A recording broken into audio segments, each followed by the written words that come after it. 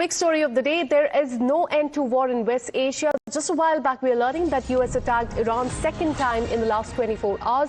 Multiple sites, including missile and drone storage facilities, radar, air defense systems, communication networks and surveillance infra, they have been hit. US President Donald Trump has said that strikes were carried out because it was Iran that has violated the ceasefire. So here's what has happened in the last 24 hours. It all started when Iran struck a commercial oil tanker in the Strait of Hormuz. US called this a clear violation of the understanding between the two countries and responded with airstrikes on Iranian military targets. So that happened yesterday, but the escalation did not stop there.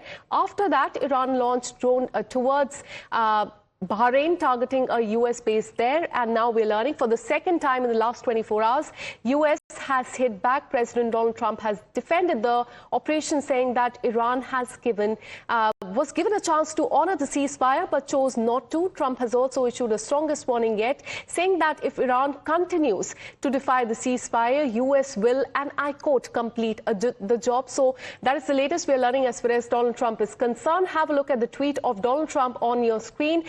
One of the most significant parts of the social media post is the threat, the warning that there may be there will come a time where US is no longer able to be reasonable and would be forced to complete the job. So let me go across to my colleague Mayank on this. Mayank, we are witnessing tit-for-tat attack. So what really led to this escalation? Why has the war started again there in West Asia?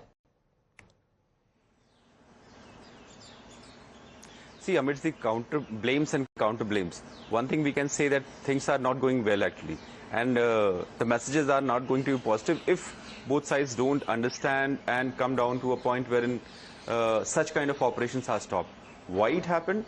See, it was said, then reports came out that Iran had hit a merchant vessel, saying that the merchant vessel was taking a journey which was taking course which was not allowed and approved by the IRGC in that case. And they say that all kind of movement from Strait of Hormuz, I'm not talking of the Gulf of Oman side actually, that's a different case here, that's the entry point towards the Strait of Hormuz. So as had been said by Iran, that any movement towards Gulf of Oman or inside towards Strait of Hormuz has to be approved and has to pass through a channel which was created by Iran and approved by IRGC. So they said, Iran said, that there was a violation, and it is because of that they had struck a merchant vessel. Now, having said that, US came out saying that it is a violation because there had to be a free movement. All kind of vessels were allowed to move free for another 60 days as per the MOU which was signed and then agreement which was signed in Switzerland. So this is the kind of a blame and counter blame I was talking about, but then it is not going to be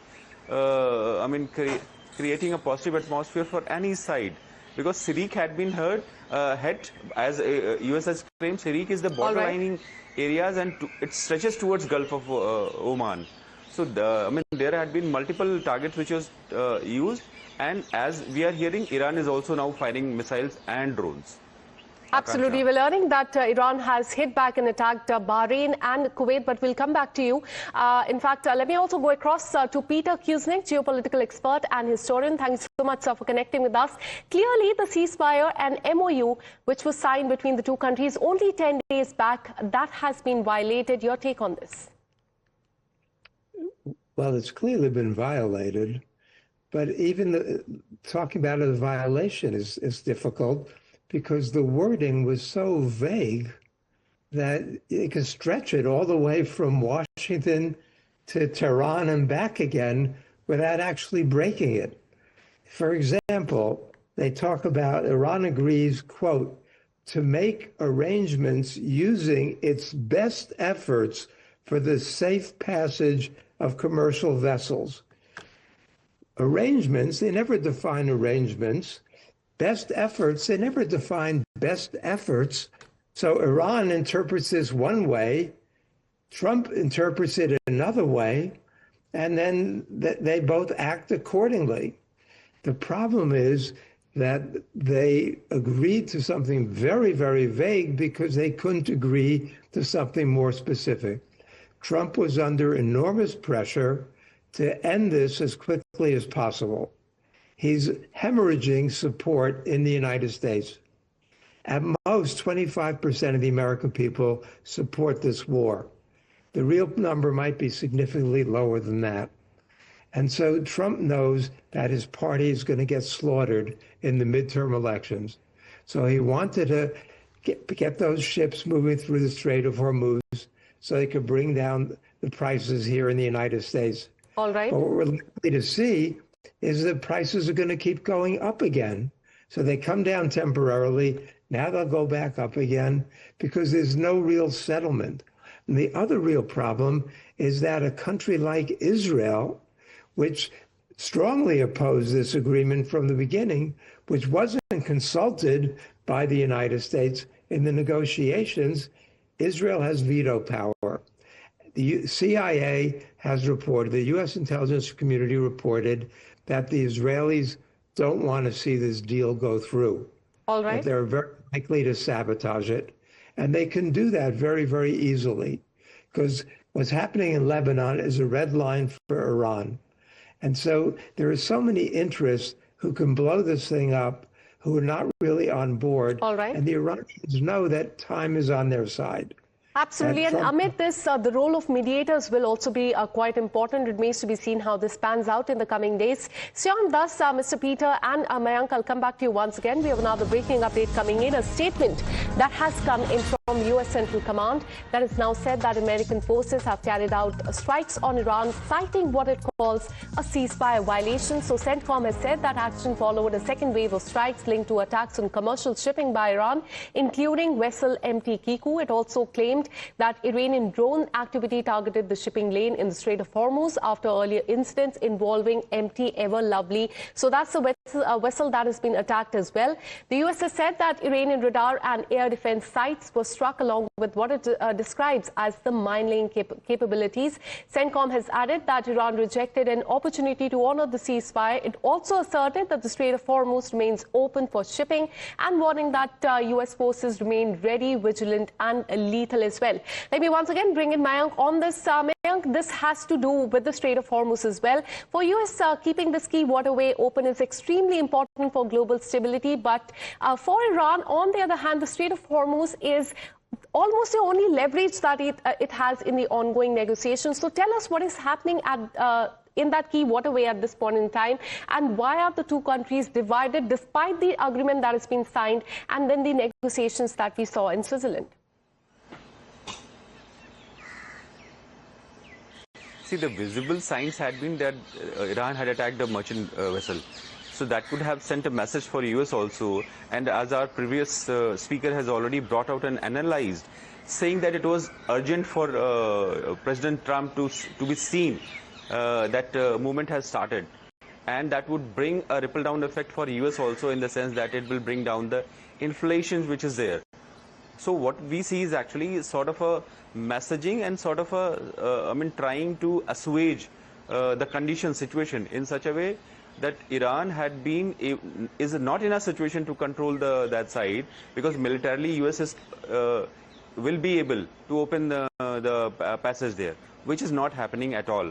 What we see is actually Iran had hit a merchant vessel because they say that it had violated the kind of agreement which, as per Iran, I repeat that, which is as per Iran needs to follow the course which is decided and set by Iran itself.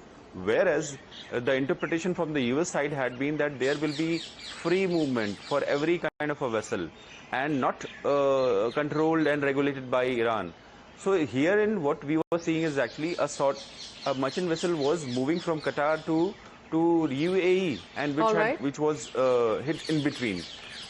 Because as per Iranian claims, they were not following the route which was set by them.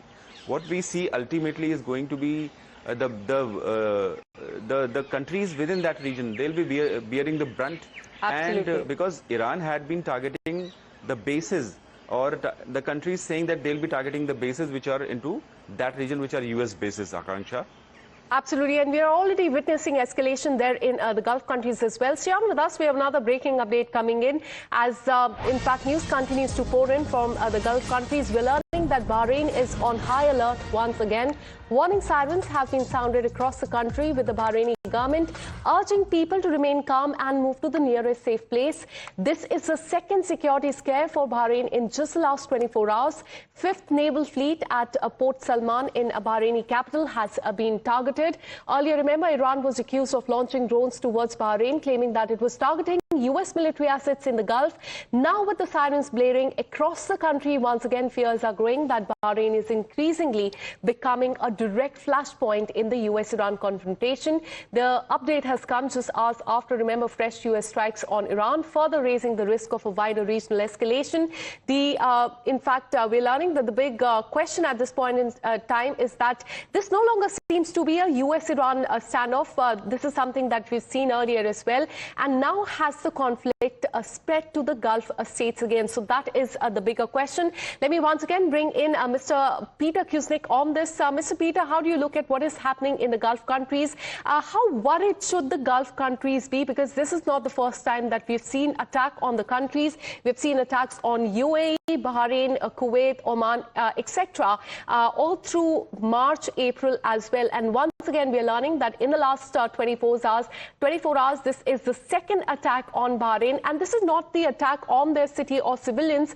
Iran is saying that this is an attack on the U.S. bases there. Your take on this?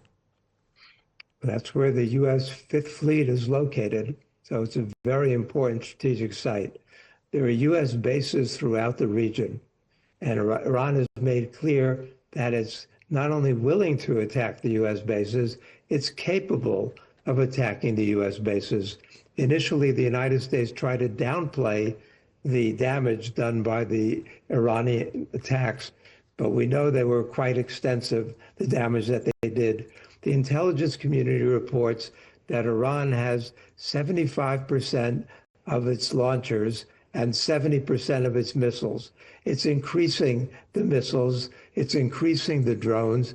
Iran has a real military capability.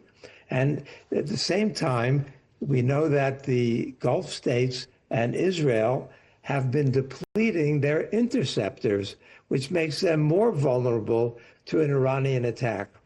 So Iran has the capability through asymmetric warfare of inflicting heavy damage throughout the region. And on top of that, they have shown their ability still to hit ships going through the Strait of Hormuz. And so it's going to affect the oil flow. India, for example, is one of the countries that needs that oil coming from Iran. But what we've seen is that many of the countries that had big oil reserves have largely depleted their oil reserves. All right. One of the reasons why Trump said he wanted this agreement now is because it's going to have a devastating impact on the global economy if this is allowed to continue.